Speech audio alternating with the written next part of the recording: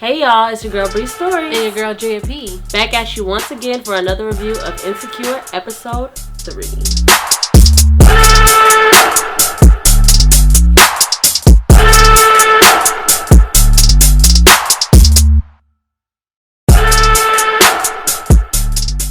Issa was not kidding. She's ready to get into this whole phase. First thing you see, Luke James, and might I say, we didn't catch the character's name, but he looks just as good as he always does. And bitch, it was her first go round at it. She was very awkward, very giggly. It's unfortunate. It's unfortunate because that's I would have wanted to see for sure. Yeah. I'll take him if she don't want him. Yeah, I mean, hey Luke. Hey. We left off with Molly getting an offer from one of her colleagues to help out in Chicago, which is big for her. It's more work, and she's able to prove herself. She's been trying to get into this boys club, get a little more notoriety in the workplace to try to get down to business on why she's getting paid less than dude. What's his name? Travis? Whatever. Chad. White boy. So we have her here doing the Skype calls with the woman. I didn't catch her name either. Oh, I'm doing bad. But she's doing the Skype calls with her. And then, of course, we got Lil Rel. He plays Quentin. And they're having some camaraderie. Something about that is kind of like, do you think she's going to go to Chicago and kind of like hook up with Quentin? Oh, you know what? Now that you say that, it was something about that, right? I mean, initially I got like the whole African American camaraderie. Like that was nice to see. Like, but I think they already gave us that. I think that they already gave us that with the girl. Okay, so maybe I like that they're continually giving us that. But now that you say that and seeing the episode, it makes sense. Yeah, because he's not her type, so I would like to see them bang it out in Chicago. Woo woo. Molly is making it happen at work, but she's not keeping her word with this therapy thing. She's already given up on her therapist. She says she's going to look for another one, but I think she's running away. Yeah. I think she's afraid. I think she's running away from the situation, but, I mean, we'll have to see. Yeah, it's understandable. I really just hope that Molly goes forward with actually finding another therapist. Issa seemed very concerned. She was like, so you're getting another one. Yeah, like, you know, she needed those black titties, which I feel you, girl. They gotta have black titties, I agree. But you can't give up on your mental health, girl. You need it. Back here we got y'all. Things are really picking up. More students are coming more consistently. The after-school program is looking up and up. But, of course, to Frida's notice, all of the kids are black. Apparently, the school is about 86% Latino. Yeah. But Mr. Gaines, the vice principal there, is only sending black kids. Which, I mean, we saw that. He already told us how he feels. Yeah, he's looking out. But then again, it's just like, on to Frida's point. Well, not point, but why is she trying to sabotage, like, every moment? I feel her, but at the same time, it's like, what are you going to do, girl? Like, just take your, like Issa said, just take your W. Take your W. Sometimes and I just love the twist in this, because every other time in the workplace that we see, and in our personal lives, it's always the black person having to be uncomfortable for something. Yeah. But what happens? We pick up and we keep going. So, Frida, I'm sorry, sweetheart, you're just going to have to suck it up. Yeah. Let's just get into Issa diving into her whole phase. Yes. Or trying to. The attempt is hilarious. I mean, I feel like she's mentally there, but when it comes down to physically going about it and going out, they showed that first scene of them going out and her talking to the different guys, she's just not getting it. They were treating her like she was ugly, though. Yeah, like what's wrong? First of all the guys, I feel like they didn't show a great representation of that, because none of the guys was, like, giving her anything. Yeah. And, like, that's not what happens. That's not true. It's usually, like, you kind of cute and you got a pussy, like, cool, let's go. Yeah, exactly. So, let's not make Issa seem like she's just this don't overdo it. Water monster. First of all, Issa's willingness to take a battery from literally anywhere for that fucking vibrator. I feel like that is a story of my life. Common thread through. I've knocked on your door for a battery. I've done some things to get batteries, not things, but. We don't need remotes. We don't need the cordless phone. Nothing matters. None of that matters. When you need a battery. What? That vibrator is important. Okay. Molly has some up and down going on with her in this episode. So she's doing well with work. She's progressing. She's figuring out ways to make things happen. However, she backtracked on the therapy thing, which is a little bit disappointing. But she is getting out there and dating again. But, of course, she runs into a guy who is what? Just like her. beautiful on paper. Has everything together, a 5-year plan, all the things that she's looking for or used to look for, but just can't shake the fact that they just don't vibe.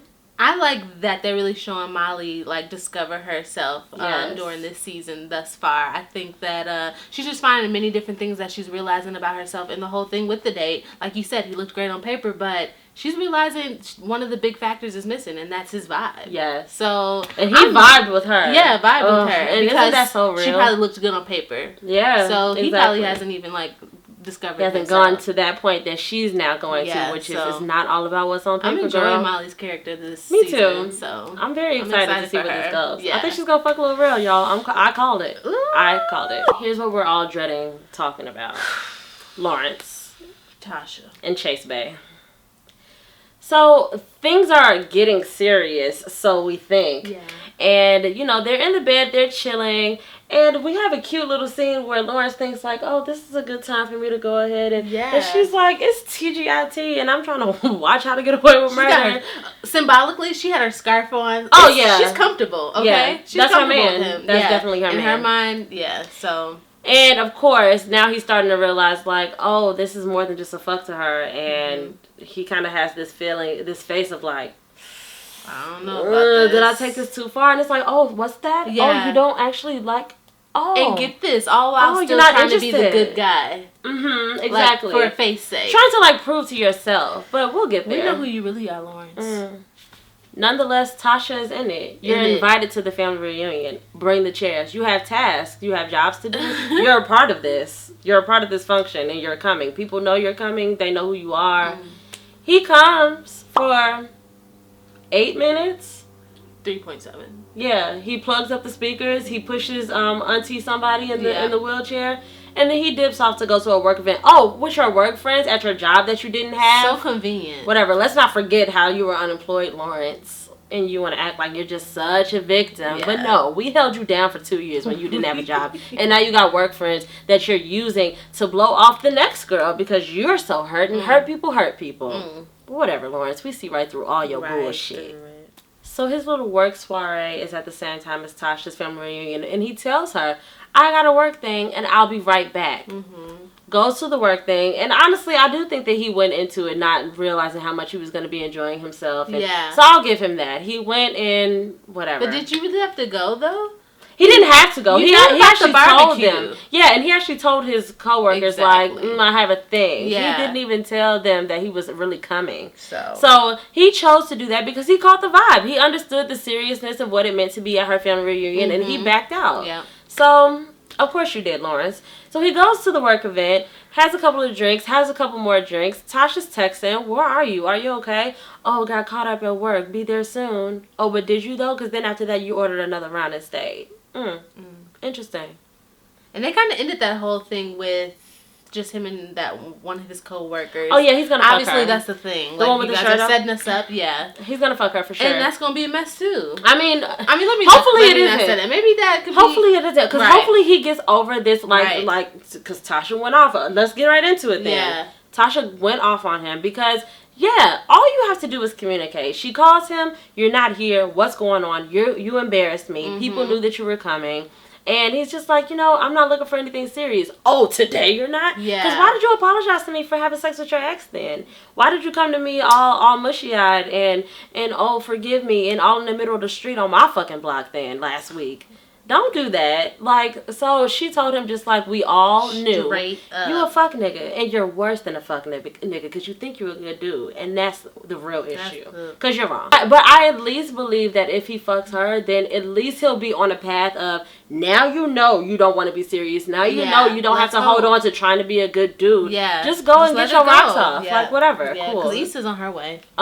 She's getting them quick.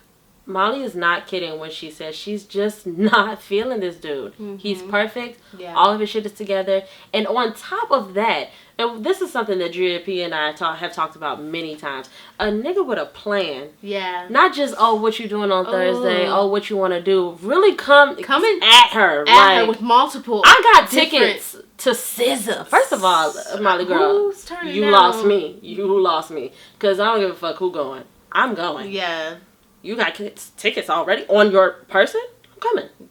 So she declines respectfully. She says, you know, thank you for thinking of me, but I'm okay. I can't. But then he comes back. Yeah. Do you want me to make us reservations for Monday night at the seafood joint? And she's annoyed. She's like, I'm not even about to answer this nigga because why do you keep asking me? And it's just like... But I do enjoy how she's just seemingly comfortably alone. Mm-hmm. And just kind of realizing and enjoying her independence. Yes. That moment where she's picking up her bookshelf from the dock. Yeah. She's like, no, I got this. I mean, it's kind of funny. It's comical. You're in these heels and it's like, girl, you obviously need help. Right. But I feel like she's just kind of realizing and just taking in her independence. Definitely. Issa's back in her house, getting comfortable with being there alone. Jesus. Redoing her pain because they set that bitch on fire because her party was too lit last time. And she peeps Eddie from afar. By the way, I can't take him seriously because that's Andre from Victorious on Nickelodeon. And that bothers me. I didn't know who the young man was. It bothers me, but I'm going to leave it alone. He's a sexual person now and an adult, and I'm just going to let him be. She scopes him out like a lioness. He's now her prey. She's figured it out. Mm-hmm. This is the one. I'm going to go ahead and do it. Swoops in. Ripping the Band-Aid off. Yep. First of all, his door was wide open. That was strange. Swoops in with the charger. Oh, did you leave a charger here? No, and goddamn well that wasn't his charger. Mm-hmm. He says, sure. Yes, it was. They sit down to watch whatever little Blake Lively joint they were watching. Goes in for the kiss. Bumps right into his head. I mean, it happens, sis. But from there it escalated. Didn't think it would. But she's diving in. She's going for dive in. Oh. Let me also say that Issa's bra game is serious this episode. We've seen her bra twice. Yeah. And they've both been like real pretty. So shout out to that. However, we get to a point where we're making out, really about to do this thing. And a couple of things that bothered me on a personal level, which I'm sure everybody was bothered by the first. Did my man ask if he can titty fuck her first? He did. She respectfully declined. Respectfully declined. But it's just, I mean, okay, Andre from Victorious. Titty fuck first. Got it. The second thing that bothers me, and I know that this is television and, you know, things happen quickly, but they show us too much for me to not notice this.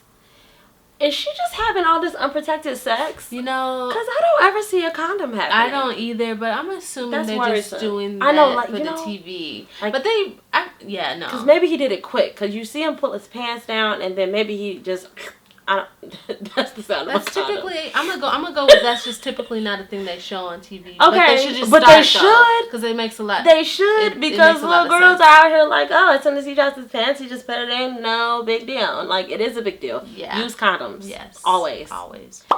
They have this sex. It started off awkward. We thought we were all in here cringing like, oh, she's gonna hate this. She's gonna regret. She's not gonna like it. But they switched positions, and it looks like he was doing all right. She had a good time. Yeah, she looked to be enjoying it.